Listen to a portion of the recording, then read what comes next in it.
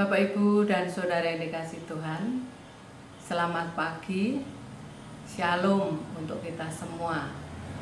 Marilah kita selalu mengucap syukur kepada Tuhan, meskipun dunia saat ini masih digoncang adanya pandemi COVID-19. Bapak, Ibu, dan Saudara yang dikasihi Tuhan, pagi hari ini kita sudah dibangunkan oleh karena kemurahannya. Oleh karena itu marilah kita mengucap syukur dengan merenungkan firman Tuhan sebelum kita beraktivitas di sepanjang hari ini. Namun sebelumnya marilah kita datang kepada Tuhan di dalam doa.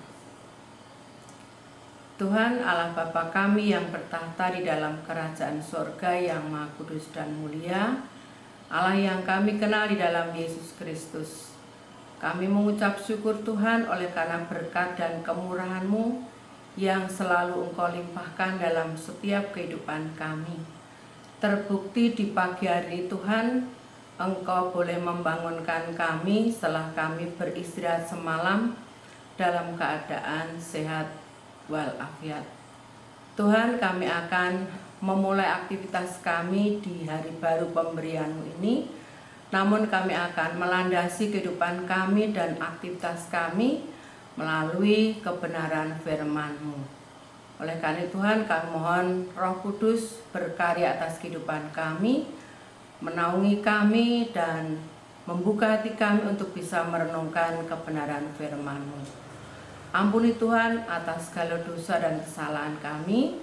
Hanya di dalam nama Tuhan kami Yesus Kristus kami berdoa dan mengucap syukur. Amin. Bapak, Ibu, dan Saudara yang dikasihi Tuhan, kebenaran firman Tuhan yang kali ini kita akan renungkan terambil dari kitab Perjanjian Lama, yaitu dalam 1 Raja-Raja 11 ayat 1 sampai 13. Yang demikian firman Tuhan. Salomo jatuh ke dalam penyembahan berhala. Adapun Raja Salomo mencintai banyak perempuan asing. Di samping anak Firaun, ia mencintai perempuan-perempuan Moab, Amon, Edom, Sidon, dan Het. Padahal tentang bangsa-bangsa itu Tuhan telah berfirman kepada orang Israel, "Janganlah kamu bergaul dengan mereka, dan mereka pun janganlah bergaul dengan kamu. Sebab sesungguhnya mereka akan mencondongkan hatimu kepada Allah-Allah mereka." Hati Salomo telah terpaut kepada mereka dengan cinta. Ia mempunyai 700 istri dan kaum bangsawan dan 300 gundik. Istri-istrinya itu menarik hatinya daripada Tuhan. Sebab pada waktu Salomo sudah tua, istri-istrinya itu mencondongkan hatinya kepada Allah-Allah lain, sehingga ia tidak dengan sepenuh hati berpaut kepada Tuhan Allahnya seperti Daud ayahnya. Demikianlah Salomo mengikuti Asitoret, dewi orang Sidon, dan mengikuti Milkom, dewa kejijikan sembahan orang Amon. Dan Salomo melakukan apa yang jahat di mata Tuhan, dan ia tidak dengan sepenuh hati mengikuti Tuhan seperti Daud ayahnya. Pada waktu itu Salomo mendirikan bukit pengorbanan bagi Kamos, dewa kejijikan sembahan orang Moab, di gunung di sebelah timur Yerusalem, dan bagi Molok, dewa kejijikan sembahan orang Bani Amon. Demikian juga dilakukannya bagi semua istrinya, orang-orang asing itu, yang mempersembahkan korban ukupan dan korban sembelian kepada allah-allah mereka. Sebab itu Tuhan menunjukkan murka-Nya kepada Salomo, sebab hatinya telah menyimpang daripada Tuhan Allah Israel, yang telah 2 kali menampakkan diri kepadanya, dan yang telah memerintahkan kepadanya dalam hal ini supaya jangan mengikuti allah-allah lain. Akan tetapi ia tidak berpegang pada yang diperintahkan Tuhan. Lalu berfirmanlah Tuhan kepada Salomo, oleh karena begitu kelakuanmu yang engkau tidak berpegang pada perjanjian dan segala ketetapanku yang telah kuperintahkan kepadamu, maka sesungguhnya aku akan mengoyakkan kerajaan itu daripadamu dan akan memberikannya kepada hamba-Mu. Hanya pada waktu hidupmu ini aku belum mau melakukannya, oleh karena Daud ayahmu, dari tangan anakmu lah aku akan mengoyakkannya. Namun demikian kerajaan itu tidak seluruhnya akan dikoyakkan daripadanya. 1 suku akan kuberikan kepada anakmu, oleh karena hamba-Ku Daud dan oleh karena Yerusalem yang telah kupilih. Bapak, Ibu, dan Saudara dikasihi Tuhan, sampai di sini pembacaan firman Tuhan yang menjadi ayat mas atau yang akan kita renungkan terambil dari kitab 1 Raja-Raja 11 ayat yang keempat. Saya baca ulang demikian.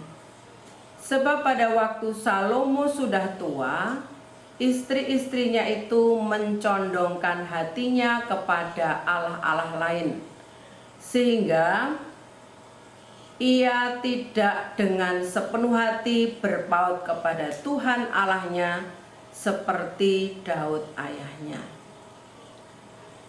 Bapak, Ibu, dan Saudara yang dikasihi Tuhan, adapun judul renungan kita di pagi hari ini adalah mendua hati. Kata mendua hati dapat berarti bimbang, bingung, ragu, ataupun tidak pasti. Menghadapi seseorang yang mendua hati akan membawa kita kepada ketidakpastian terhadap pasangan hidup misalnya. Mendua hati akan dikaitkan pada pihak ketiga, sehingga bisa terjadi yang namanya perselingkuhan. Akhirnya keluarga akan menjadi rusak. Terhadap pekerjaan, mendua hati akan menyebabkan orang itu tidak loyal. Dalam kehidupan yang selalu diperhadapkan pada pilihan, tipe mendua hati ini adalah sangat mengkhawatirkan. Karena orang seperti ini tidak akan bisa mengambil keputusan dan tidak bisa terlepas dari sebuah kebohongan. Ada motivasi ganda yang tidak dapat dipercaya. Seseorang bersikap mendua hati karena ada suatu godaan atau tawaran yang menggiurkan yang berasal dari si jahat atau iblis. Contohnya, ada seorang remaja ketika ia disuruh ibunya untuk pergi ke toko atau ke mall membeli sabun cuci. Sesampainya di tempat perbelanjaan itu, dia melihat barang-barang yang bagus dengan tawaran yang menggiurkan. Misalnya, beli 2 dapat 3, atau saat ini sedang promo, ataukah juga diskon besar-besaran dan sebagainya. Nah, akhirnya sang remaja itu mengalami kebingungan atau kebimbangan. Dan ia tidak jadi membeli sabun, malah dia berbohong kepada ibunya karena uang itu dibelikan barang lain yang sangat menggiurkan tawarannya tadi. Saudara yang dikasihi Tuhan, godaan berasal dari si iblis atau si jahat. Dan godaan itu dapat berupa apa saja. Dapat terjadi di mana saja. Dapat terjadi kapan saja dan juga kepada siapa saja. Sejak manusia pertama di dalam Taman Eden, si iblis ini sudah menggoda manusia dengan memberikan tawaran tentang keinginan mata atau keinginan daging, sehingga Hawa menjadi bimbang dan mengambil keputusan yang salah. Godaan membuat manusia jatuh ke dalam dosa, seperti yang dialami oleh Adam dan Hawa, dan bahkan juga semua manusia sampai pada saat ini.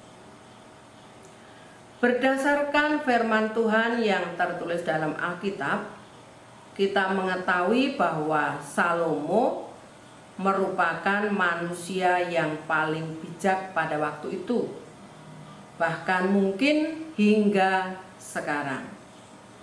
Melalui karya sastranya yang penuh dengan nasihat-nasihat, penuh dengan kata-kata bijak. Namun ternyata Salomo jatuh ke dalam sebuah kebodohan. Ayat 1 sampai 22 menggambarkan 4 hal di mana Salomo mengalami kejatuhan. Lalu apakah standar untuk menyebut bahwa Salomo telah jatuh? Satu-satunya adalah firman Tuhan. Firman Tuhan mengatakan bahwa orang Israel tidak boleh memiliki Allah lain. Hal itu bisa Bapak Ibu Saudara baca dari kitab Keluaran 20 ayat yang ketiga. Juga di dalam Ulangan pasal yang ke-6 ayat 4 sampai 5, Ulangan pasal 12 ayat 29 sampai 32. Tetapi inilah kejatuhan Salomo, yaitu penyembahan berhala. Lalu bagaimana mungkin Allah tidak menghancurkan dia yang telah berkhianat begitu berani kepada Tuhan? Tetapi keberdosaan Salomo tidak langsung mulai dari dosa penyembahan berhala. Dosanya dimulai dari hal-hal yang sepele, yang sepertinya tidak terlalu berbahaya. Alkitab mencatat awal mula dari dosa Salomo, yaitu yang pertama bahwa Salomo menyukai banyak perempuan asing. Di samping anak Firaun, ia disambut perempuan-perempuan Moab, Amon, Edom, Sidon, dan Het. Padahal firman Tuhan mengatakan, janganlah kamu bergaul dengan mereka, dan mereka pun janganlah bergaul dengan kamu. Sebab mereka akan mencondongkan hatimu kepada allah-allah mereka.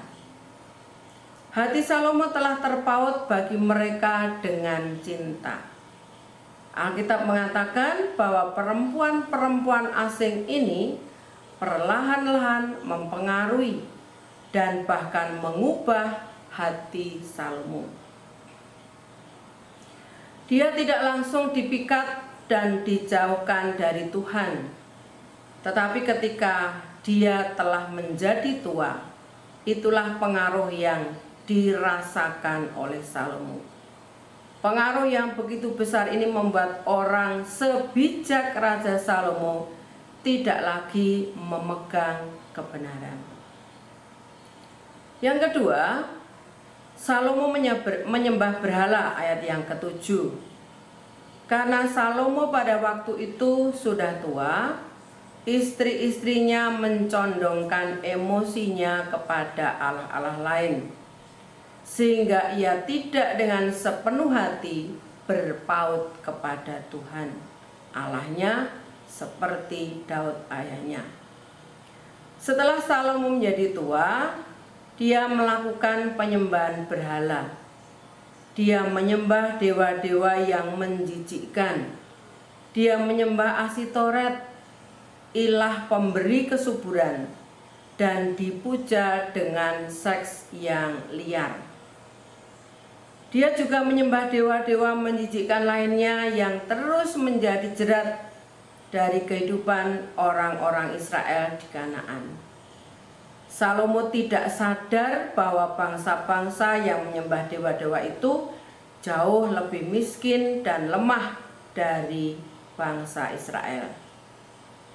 Penyembahan berhala sungguh merupakan sesuatu yang bodoh. Bodoh tetapi tidak disadari oleh orang bijak di dunia ini, yaitu Raja Salomo. Tidak sampai di sini saja, Raja Salomo bahkan ikut membakar ukupan, membakar persembahan, memberikan korban, dan sujud menyembah kepada seluruh dewa-dewa para istrinya ini, dan bahkan mendirikan tempat-tempat khusus untuk menyembahnya.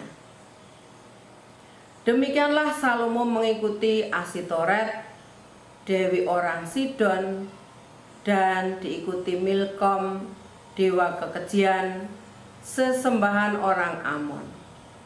Dan Salomo melakukan apa yang jahat di mata Tuhan. Ia tidak sepenuh hati menerima Tuhan seperti Daud ayahnya. Bapak, Ibu, dan saudara yang dikasihi Tuhan, beberapa hal yang bisa kita renungkan, bahwa tidak ada dosa yang langsung menunjukkan dampak buruknya. Semua dosa akan bermula dari hal yang menyenangkan, dari hal yang menggiurkan, dari hal yang membuat kita nyaman, dan yang membuat kita tidak sadar bahwa itu jauh daripada Tuhan. Salomo digoda dengan kesenangannya akan perempuan-perempuan. Salomo dipikat oleh keinginan dagingnya, dan karena itu perlahan-lahan dia makin menjauhi Tuhan. Kita semua juga akan memiliki kecenderungan untuk terus menjauhi Tuhan tanpa kita sadari.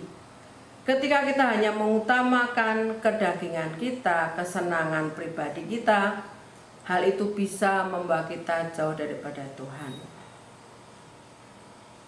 Mungkin kita akan malas berdoa, mungkin kita akan malas mempelajari firman-Nya, dan mungkin hal ini akan semakin membawa kita jatuh ke dalam dosa yang jauh daripada Tuhan.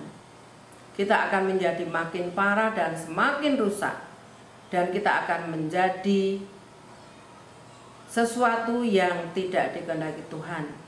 Kita akan menuai segala taburan yang kita tabur dengan ketidaksetujuan Tuhan atau tidak seizin Tuhan. Salomo mengkhianati Tuhan ketika dia telah diberkati dengan segala yang indah dan mulia. Salomo diberi hikmat, kekayaan, dan tahta yang kuat serta besar. Apakah lagi yang kurang? Secara kacamata dunia, dia sudah lebih bahkan berlimpah. Salomo seperti juga Adam di Taman Eden, tidak kekurangan sesuatu apapun. Tetapi ternyata tidak satu pun dari hal-hal tadi yang mencegah dia untuk jatuh ke dalam dosa. Bapak, Ibu, dan saudara yang kasih Tuhan, di dalam kehidupan kita mungkin kita juga akan merasakan atau menghadapi hal seperti itu. Kita sudah berada di zona nyaman, semuanya terpenuhi, membuat kita lupa kepada Tuhan, membuat kita merasa semuanya dari kemampuannya sendiri. Itulah awal dari dosa yang membuat kita jatuh daripada Tuhan. Oleh karena itu, pada kesempatan pagi hari ini kita diingatkan untuk selalu waspada, untuk selalu hati-hati di dalam menjalani kehidupan kita ini, karena dosa ada di mana-mana, pengaruh ada di mana-mana. Ketika kita lengah sedikit saja, kita bisa jatuh ke dalam dosa. Kita bisa mendua hati, tidak lagi setia kepada Tuhan. Kiranya firman Tuhan pagi hari ini memberikan perenungan bagi kita semua, apalagi di zaman milenial sekarang ini. Banyak sekali godaan yang dihadapi manusia, yang bisa membuat manusia mendua hati dan bahkan tidak setia kepada Allah. Godaan itu bisa berupa harta, tahta, ataupun wanita, atau bahkan teknologi zaman sekarang ini yang merupakan tawaran menggiurkan. Oleh karena itu, kita bisa menyebut semuanya itu adalah Allah-Allah lain yang kita harus waspadai supaya tidak menjajah kehidupan kita.